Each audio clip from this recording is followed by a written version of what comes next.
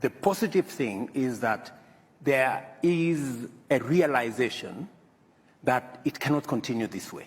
We have what it takes to fix it. And the conversation is already begun on what do we realistically do to be able to get the African Union to take charge of the affairs of our continent. Let me give you a case in point. We decided, for example, that we are going to assemble our market using the Africa Continental Free Trade Area market that's good ecosystem. Yeah. And the positive thing is that it was unbelievable at the rate at which we were able to achieve consensus and we were able to achieve ratification. And I want to tell you, it is among the things that happened in the shortest time possible.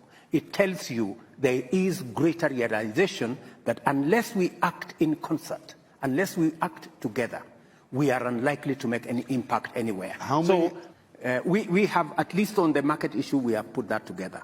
There is a debate that is going to evolve.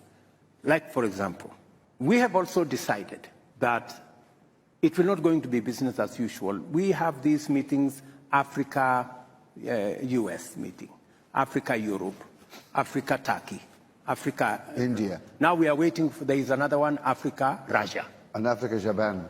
And Africa-Japan. We have made the decision that it is not intelligent for 54 of us to go and sit before one gentleman from another place. And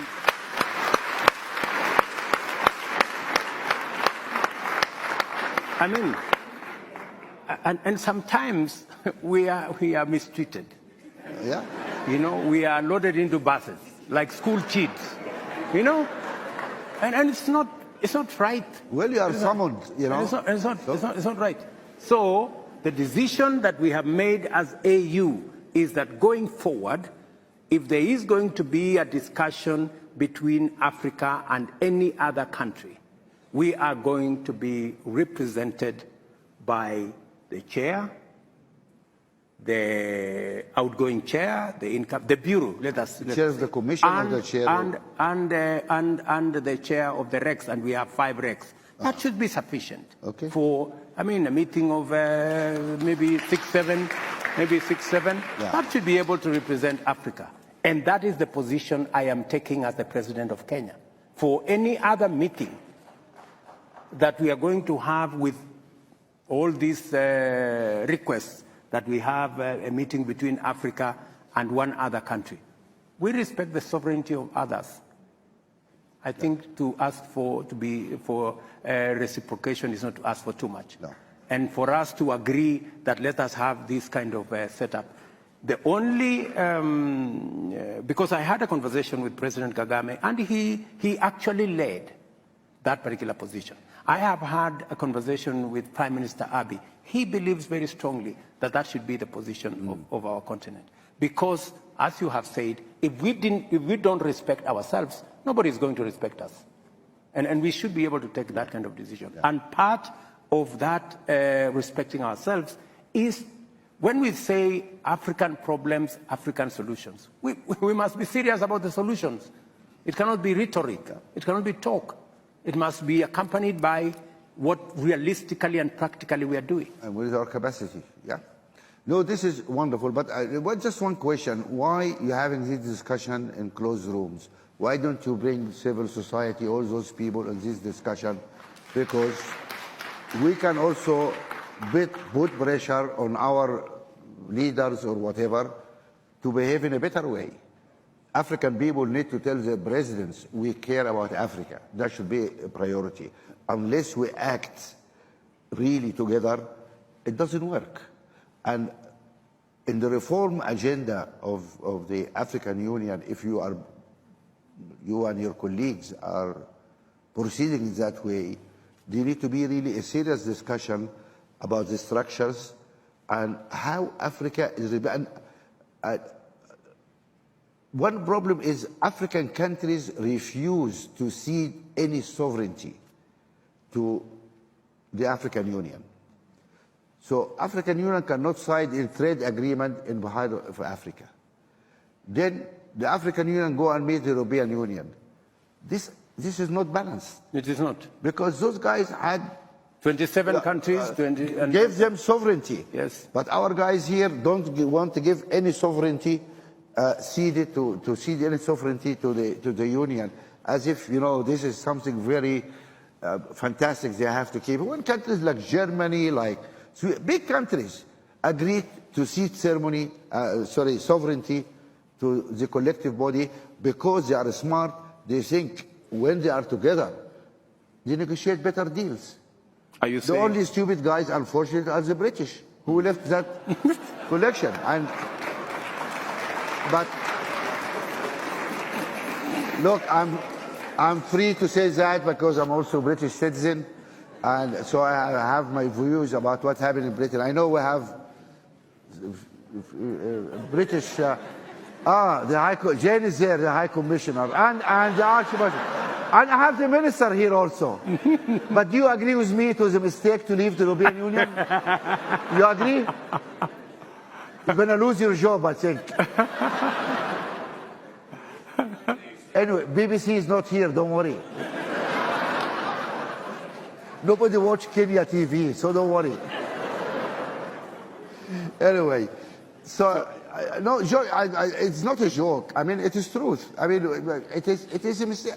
Together, we're stronger. We do things better. And that's what we need the African people to press their governments. We need to be stronger. We need to have our union. We need to cede some of our sovereignty for the African Union. I'm not losing sovereignty because our collective sovereignty is huge. Is huge. Then we are somebody which can be respected around the world. We go out there in Europe, oh, we Africans, we African. I want to ask you, what do you mean you are Africans? You are South African, you're Nigerian, what do you mean you are Africans? Where is your government? What decisions you are able to make? What is Africa? Unless we have an African Union and a joint, a will, and then it doesn't work. So you made commitments now in front of all these people who are going to fight for that case. Is that correct? You have my commitment, and not just me, by the way. I think a critical mass of African leaders is building on how we should act together. I told you this particular position of consolidating what we need to do and how we need to engage with the rest of the world was actually driven by President Kagame. Excellent. We've talked with many other heads of state, and I think there is a critical mass emerging that we need to act differently. We need to work smart.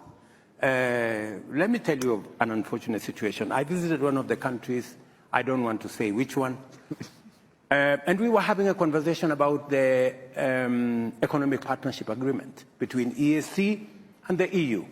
Yeah. The EU, 27 countries, 520 million people have agreed on what we need to do. EAC, we are sizable, 170 million people.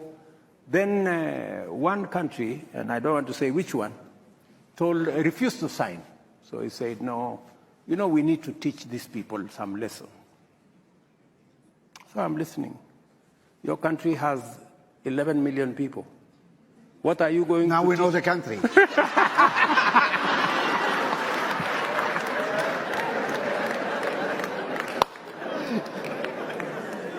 Anyway. So what are you going to teach 520 million people who are supposed to serve as your market? Really? You know? So sometimes we undermine our own case because of not acting properly. So I want to promise you that it is our challenge. The realization alone that we have a problem is halfway the solution from where I sit. So we know that we have to change stuff. We know that we have to act in a manner that makes sure that we secure our interests, because the whole discussion, the whole discourse is about interests. What is our interest? How do we protect our interests? Because everybody protects theirs. Yeah. So this is awakening, and I think the engagement of Africa with the rest of the globe is going to change. That is why, for example, we are having the climate